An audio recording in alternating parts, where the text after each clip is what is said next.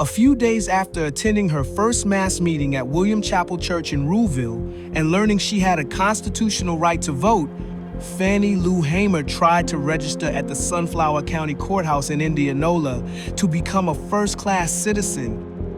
It was the 31st of August in 1962 that 18 of us traveled 26 miles to the county courthouse in Indianola, Mississippi, to try to register to become first-class citizens. It was the 31st of August in 1962 that I was fired for trying to become a first-class citizen. When we got here to Indianola, to the courthouse, that was a day I saw more policemen with guns than I'd ever seen in my life at one time. They were standing around, and I never will forget that day. One of the men called the police department in Cleveland, Mississippi, and told him to bring some type of big book back over there. But anyway, we stayed in the registrar's office. I'm not sure how long, because it wasn't but two allowed in the room at the same time. After taking this literature test, some of you have seen it, we have 21 questions, and some is not questions. It begins with, write the date of this application. What is your full name? By whom are you employed so we can be fired by the time we get back home? Are you a citizen of the United States and an inhabitant of Mississippi? Have you ever been convicted of any of the following crimes?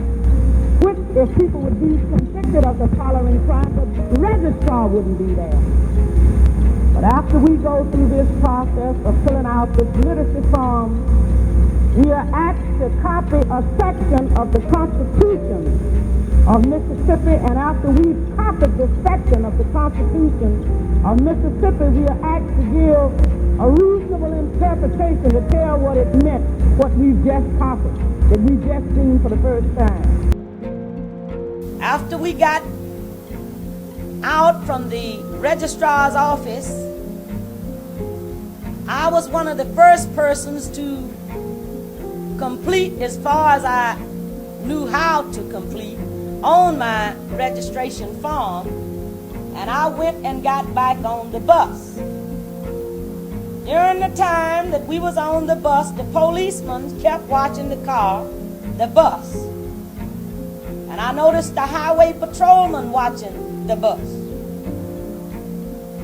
After everybody had completed their forms, and after we started back to Ruleville, Mississippi, we were stopped by the highway patrolman and the policeman, and was ordered back to come to Indianola, Mississippi. When we got back to Indianola, the bus driver was charged with driving a bus the wrong color. This is the gospel truth, but this bus had been used for years for cotton chopping, cotton picking, and to carry people to Florida to work to try to make enough to live on in the wintertime to get back here to the cotton field the next spring and summer.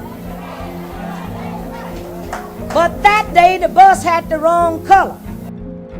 The driver of the bus, Columbus McGee, was initially fined $100, but when his occupants, including Hamer, didn't have the money, police accepted the $30 they did have. While she failed the rigged voting test that day for not knowing about de facto laws, Hamer was relentless in attempting to register and eventually succeeded in early 1963. The current courthouse, built in 1967, is not the same structure that Hamer visited in 1962, but it remains the seat of local governance for Sunflower County. In October 2020, A historical marker commemorating Hamer's heroic efforts to register in August 1962 was unveiled during a ceremony on the courthouse grounds. The event was spearheaded by an associate professor at Mississippi Valley State University and the students in her public history class.